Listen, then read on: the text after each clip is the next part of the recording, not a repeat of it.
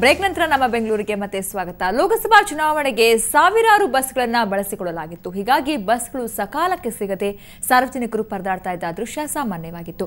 ಬೆಂಗಳೂರಿನಲ್ಲಿ ಕೆಎಸ್ಆರ್ಟಿಸಿ ಹಾಗೂ ಬಿಎಂಟಿಸಿ ಬಸ್ಗಳ ತೀವ್ರ ಅಲಭ್ಯತೆ ಸೃಷ್ಟಿಯಾಗಿತ್ತು. ನಗರದಿಂದ ತಮ್ಮ ಊರುಗಳಿಗೆ ಮತ ಹಾಕೋಕೆ ತೆರಳುವ ಮಂದಿಯಂತೂ ಬಸ್ ಸಿಗದೆ ಗಂಟೆಗಟ್ಟಲೆ ನಿಲ್ದಾಣಗಳಲ್ಲೇ ಕಾಯಬೇಕಾಯಿತು. ಕುಟುಂಬ ಸಮೇತ ಲಗೇಜ್ಗಳ ಜೊತೆಗೆ ರಶ್ ಇರುವ ಬಸ್ನಲ್ಲೇ ಹತ್ತಿಕೊಂಡು ಹೋಗುವ ಸನ್ನಿವೇಶ ಆಯಿತು. ಖಾಸಗಿ ಬಸ್ಗಳು ಪರಿಸ್ಥಿತಿಯ ಲಾಭ ಪಡೆದುಕೊಂಡು ಹೆಚ್ಚು ದರ ವಸೂಲಿಗಿಳಿದಿದ್ವು.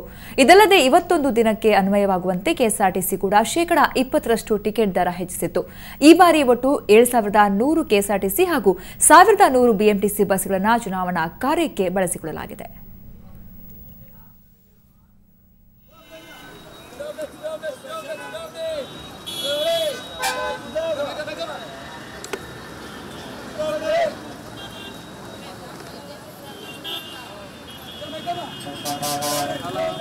ನಾನು ತುಂಬ ಹೊತ್ತಿಂದ ವೆಯ್ಟ್ ಮಾಡ್ತಾ ಇದ್ದೆ. ಮಂಡ್ಯಕ್ಕೆ ಹೋಗಬೇಕು. ಆ್ಯಕ್ಚುಲಿ ನಾವು ಸಹ ಓಟ್ ಹಾಕೋಕ್ಕೆ ಹೋಗಬೇಕಾಗಿತ್ತು.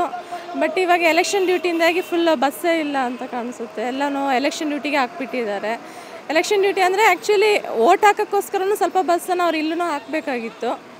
ಸೊ ಅದರಿಂದ ಇನ್ನೂ ಡಿಲೇ ಆಗುತ್ತೆ. ನಾವು ರೀಚ್ ಆಗೋವಾಗ ಓಟೇ ಎಲ್ಲ ಎಲೆಕ್ಷನ್ನೇ ಮುಗ್ದೋಗ್ಬಿಡುತ್ತೇನೋ. ನಾವು ಸುಮಾರು ಒಂದು 2 hours 3 hours ವೆಯ್ಟ್ ಮಾಡ್ತಾ ಇದ್ದೀವಿ. ಇಲ್ಲ, ಇನ್ನೂ ಬಂದಿಲ್ಲ. ಆ್ಯಕ್ಚುಲಿ ಮಂಡ್ಯಕ್ಕೆ ಹೋಗಬೇಕಿತ್ತು. ಮೆಜೆಸ್ಟಿಕ್ ಹೋಗಿ ಅಲ್ಲಿಂದ ಹೋಗಬೇಕು. ಬಸ್ಸು ತುಂಬಾ ಡಿಲೇ ಆಗ್ತಾ ಇದೆ. ರೆಗ್ಯುಲರಾಗಿ ಹೋಗ್ತಾ ಇದ್ದು ಬಸ್ಸು ಇವತ್ತೆಲ್ಲ 50% ಕಡಿಮೆ ಆಗಿದೆ. ಸೊ ಅಲ್ಟಿಮೇಟ್ಲಿ ಈ ವೆದರ್ಗೂ ಈ ಕಾಯೋದಕ್ಕೂ ತುಂಬಾ ಕಷ್ಟ ಆಗ್ತಾಯಿದೆ. ಬಸ್ಗಳಿಲ್ಲ, ಕಡಿಮೆ, ತುಂಬ ಕಡಿಮೆ. ನಾವು ಮೈಸೂರು ಕಡೆ ಹೋಗಬೇಕು. ನೋಡೋಣ, ಪಾಸಿಬಿಲಿಟಿ ಬೈ 6 ರೀಚ್ ಆದರೆ ಓಕೆ, ಆಗಲಿಲ್ಲ ಅಂದರೆ ಏನೂ ಮಾಡೋಕ್ಕಾಗಲ್ಲ. ಸೊ ಈ ಸಲ ಪ್ರತಿಯೊಬ್ಬರು ವೋಟ್ ಮಾಡಬೇಕು ಅಂತಿದ್ದಾರೆ. ಅದಕ್ಕೋಸ್ಕರ ರಿಸ್ಕ್ ತಗೊಂಡು ಹೋಗ್ತಾ ಇರೋದು. ನೋಡೋಣ. ಬೆಂಗಳೂರಲ್ಲಿ ಅಕ್ಷರವಂತರೇ ಹೆಚ್ಚು. ಐಟಿ-ಬಿಟಿ ಮಂದಿಯಿಂದ ಹಿಡಿದು ದೇಶದ ಮೂಲೆ ಮೂಲೆಯ ಜನರಿಗೆ ಉದ್ಯಾನ ನಗರಿ ಆಶ್ರಯ ಕೊಟ್ಟಿದೆ. ಆದರೂ ನಗರದಲ್ಲಿ ಮತದಾನ ಮಾಡೋಕೆ ಜನರು ಆಸಕ್ತಿಯನ್ನೇ ತೋರಿಲ್ಲ. ರಜಾ ಇದ್ರೂ ವೋಟ್ ಮಾಡೋದನ್ನ ಬಿಟ್ಟು ಜನರು ಎಲ್ಲೆಲ್ಲಿಗೆ ಹೋಗಿದ್ರು ಅಂತ ನೋಡೋಣ ಬನ್ನಿ.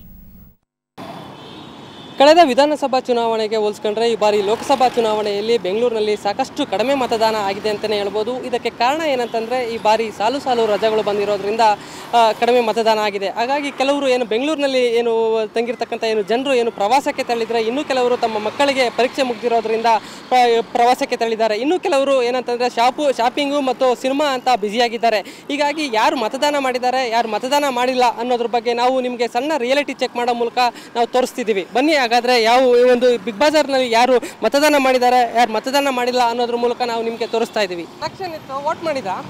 ಇನ್ನೂ ಇಲ್ಲ, ಮಾಡಬೇಕು. ಯಾವಾಗ ಎಷ್ಟೊತ್ತು ಹೋಗ್ತೀರಾ ಮೇಡಮ್? ಇವಾಗ ಹೋಗ್ಬೇಕು. ಇವಾಗ ಇಲ್ಲ, ಇನ್ನೊಂದು 1 hour ಇರೋದು. 1 hour ಇದೆ, ಹೋಗಿ ಮಾಡಬೇಕು. ಮೇಡಮ್ ನಿಮ್ದು ಯಾವ ಏರಿಯಾ? ನಮ್ದು ಅಲ್ಸೂರು. ಮತ್ತು ಎಲೆಕ್ಷನ್ ಇತ್ತು, ವೋಟ್ ಮಾಡಿದ್ರಾ? ಇಲ್ಲ, ಇನ್ನಾದ್ಮೇಲೆ ಹೋಗ್ಬೇಕು ಸರ್. ಇವಾಗ ಹೋಗ್ಬೇಕು. ಇನ್ನು 1 hour ಇದೆ. ಅದೇ ಹೋಗ್ತೇನೆ, 6 o'clock ಇದೆಯಲ್ಲ. ನೀವು ಮಾಡಿದ್ರಾ ಮೇಡಮ್? ಇಲ್ಲ, ಮಾಡಬೇಕು. ವೋಟ್ ಮಾಡಿದ್ರಾ? ಇಲ್ಲ, ಆ್ಯಕ್ಚುಲಿ ನಮ್ಮ ನೇಟಿವಲ್ಲಿ ಇದೆ, ಬಳ್ಳಾರಿ ಆಗಿದೆ ನಮ್ಮ ನೇಟಿವ್. ಅಲ್ಲಿಂದ ವೋಟರ್ ಕಾರ್ಡ್ ಇದೆ, ಅದಕ್ಕೆ ಮಾಡೋಕ್ಕಾಗಿಲ್ಲ. ರಜೆ ಇತ್ತಲ್ಲ, ಹೋಗ್ಬೋದಿತ್ತಲ್ಲ? ಇಲ್ಲ, ಸ್ವಲ್ಪ ಎಕ್ಸಾಮ್ಸ್ ನಡೀತಿದೆ ನಮ್ಮದು, ಅದಕ್ಕೆ ಹೋಗಿಲ್ಲ. ವೋಟ್ ಇತ್ತು, ವೋಟ್ ಮಾಡಿದ್ರಾ ಸರ್ ನೀವು? ಮೇಡಮ್, ನೀವು ವೋಟ್ ಮಾಡಿದ್ರಾ? ತೋರಿಸಿ ಮೇಡಮ್, ತೋರಿಸಿ. ಇದು ಬೆಳ್ಳಗೆ ಹಾಕಿದಲ್ಲ ತಾಯಿ. ಇವತ್ತು वोट इತ್ತು, वोट ಮಾಡಿದ್ರಾ? अरे यार, मैं यहाँ का नहीं हूँ, तो मैं उत्तराखंड से हूँ, लेकिन यहाँ पे अप्लाई किया था, बट मेरे को वोटर ID नहीं मिला, तो मैंने वोट नहीं डाला. सॉरी. ಇವತ್ತು वोट ಇತ್ತು, वोट ಮಾಡಿದ್ರಾ? नो, ಯಾಕೆ ನಿಮ್ಗೆ ವೋಟ್ ಇಲ್ವಾ?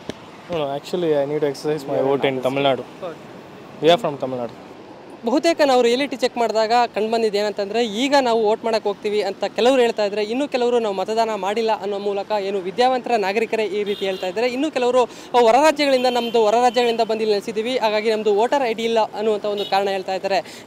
ಒಟ್ಟಿನಲ್ಲಿ ಈ ಬಾರಿ ಏನಂತಂದರೆ ವಿದ್ಯಾವಂತ ನಾಗರಿಕರೇ ಸಾಕಷ್ಟು ಮಂದಿ ತಮ್ಮ ಅಮೂಲ್ಯವಾದವನ್ನು ಮತ ಚಲಾಯಿಸಿಲ್ಲ. ಮತ್ತು ಕೆಲವರು ಈ ಒಂದು ಶಾಪ್ಗಳಲ್ಲಿ ಮತ್ತು ಮಾಲ್ಗಳಲ್ಲಿ ತಮ್ಮ ರಜೆ ಸಿಕ್ಕಿರೋದ್ರಿಂದ ಇದರಲ್ಲಿ ಕಾಲ ಕಳೆಯುತ್ತಿದ್ದಾರೆ ಅಂತಲೇ ಹೇಳ್ಬೋದು.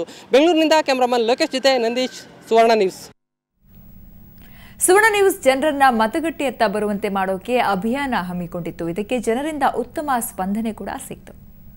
ನಿಮಗೆ ಪರಿಚಯದವರು ಯಾರಾದರೂ ಮತದಾನ ಮಾಡೋದಿಲ್ಲ ಅನ್ನುವಂಥ ನಿರ್ಧಾರಕ್ಕೆ ಬಂದಿದ್ರೆ, ಬೇಜಾರುಗಳಿಂದ ಮತದಾನ ಮಾಡದೇ ಇರುವಂಥ ನಿರ್ಧಾರಕ್ಕೆ ಬಂದಿದ್ರೆ ಅಂಥವರ ಹೆಸರು ಮತ್ತು ನಂಬರ್ಗಳನ್ನು ನಮಗೆ ಕಳಿಸಿ.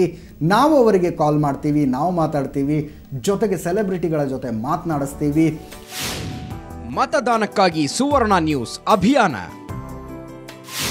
ಬೆಳಗ್ಗೆಯಿಂದ 2,20,000 ಸಂದೇಶಗಳು ರವಾನೆ. ನಿಮ್ಮ ಸಂಬಂಧಿಕರು, ಸ್ನೇಹಿತರು ವೋಟ್ ಹಾಕಿಲ್ವಾ? ನಮಗೆ ಸಂದೇಶ ಕಳುಹಿಸಿ, ನಾವು ಅವರ ಮನವೊಲಿಸ್ತೀವಿ. ಹೀಗಂತ ಸುವರ್ಣ ನ್ಯೂಸ್ ಅಭಿಯಾನವನ್ನ ಹಮ್ಮಿಕೊಂಡಿತು. ಇದಕ್ಕೆ ಸಾರ್ವಜನಿಕರಿಂದ ಉತ್ತಮ ಸ್ಪಂದನೆ ಸಿಕ್ತು. ಬರೋಬ್ಬರಿ 2,20,000 ಮೆಸೇಜ್ಗಳು ನಮ್ಮ ಕಚೇರಿಗೆ ರವಾನೆಯಾದವು. ಅಲ್ಲದೆ ಕೆಲವರು ಫೋನ್ ಮಾಡಿ ಕೂಡ ಮಾಹಿತಿ ನೀಡಿದರು.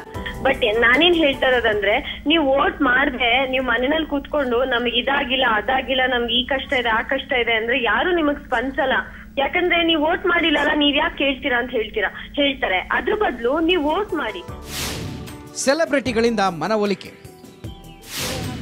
ಮತದಾನ ಮಾಡದವರ ನಂಬರ್ಗೆ ಕರೆ ಮಾಡಿ ಮನವೊಲಿಕೆ ಮಾಡಲಾಯಿತು.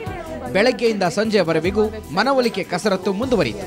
ಹಲವು ಸೆಲೆಬ್ರಿಟಿಗಳು ನಮ್ಮ ಸ್ಟುಡಿಯೋದಲ್ಲಿ ಕುಳಿತು ನೇರವಾಗಿ ಮತದಾರರ ಜೊತೆ ಮಾತನಾಡಿದರು, ಮತ ಹಾಕುವಂತೆ ಪ್ರೇರೇಪಿಸಿದರು. ಏನ್ ಬಿಡಿ, ಎಷ್ಟು ಓಟ್ ಹಾಕಿದ್ರು ಏನ್ ಅಭ್ಯರ್ಥಿಗಳು ನಮ್ಮ ನಿರೀಕ್ಷಿತಕ್ಕಂತೆ ಕೆಲಸ ಮಾಡ್ತಾ ಇಲ್ಲ. ಹೋಗ್ಲಿ, ನಿಮ್ಗೆ ರಜಾ ಇದೆಯಾ ಸರ್ ಇವತ್ತು? ಹಾ, ರಜೆ ಇದೆ. ಮತ್ತೆ ಏನ್ ಸರ್, ಒಂದ್ ವೋಟ್ ಒಂದ್ 5 ಮಿನಿಟ್ಸ್ ನೀವು ಹೋಗ್ಬಿಟ್ಟು ಒಂದ್ ವೋಟ್ ಹಾಕ್ಬಿಟ್ಟಿದ್ರೆ ಏನೋ ಚೇಂಜ್ ಆಗ್ಬೋದು. ಅಟ್ಲೀಸ್ಟ್ ನೀವು ಪಾಸಿಟಿವ್ ಆಗಿರ್ಬೋದು, ಏನಾದ್ರೂ ಚೇಂಜ್ ಆಗತ್ತೆ ಅಂತ. ಇವಾಗ ನಿಮ್ಗೆ ಏನಾದ್ರೂ ಜ್ವರ ಬಂದ್ರೆ ನೀವು ಡಾಕ್ಟರ್ ಹತ್ರ ಹೋಗ್ತೀರಾ ತಾನೆ? ಸುವರ್ಣ ನ್ಯೂಸ್ನ ಈ ಅಭಿಯಾನಕ್ಕೆ ಸಾರ್ವಜನಿಕರಿಂದ ಪ್ರಶಂಸೆ ವ್ಯಕ್ತವಾಯಿತು. ಜೊತೆಗೆ ಹಲವಾರು ಜನ ತಮ್ಮ ಕರ್ತವ್ಯವನ್ನ ಅರಿತು ಮತದಾನ ಮಾಡಿದರು. ಬ್ಯೂರೋ ರಿಪೋರ್ಟ್, ಸುವರ್ಣ ನ್ಯೂಸ್. ಶ್ರೀ ಸಾಯಿ ಗೋಲ್ಡ್ ಪ್ಯಾಲೇಸ್ನಲ್ಲಿ ಇಂದಿನ ಚಿನ್ನದ ದರ ಎಷ್ಟಿದೆ ನೋಡೋಣ ಬನ್ನಿ.